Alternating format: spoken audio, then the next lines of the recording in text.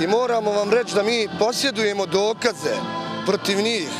njihove korupcije i kriminala i to na najvećem nivou, znači lažiranje izbora. Ovo opet ponavljam da posjedujemo i snimke i fotografije koje su mi zovemo nevidljive, kako su došli na vlast. Znači došli su izbornom prevarom i sad plenum koji je demokratski način volje građana, znači koji prioritetno zahtjeve usvaja jedna ruka, jedan glas, je počeo da djeluje i moram vam reći da pokušavaju da naprave neke paralelizme, međutim ne postoji paralelni plenum, nego postoji samo jedan plenum građanki i građana TK koji je do sad, moram vam reći, djelovao brže nego vlada TK u zadnjih 20 godina.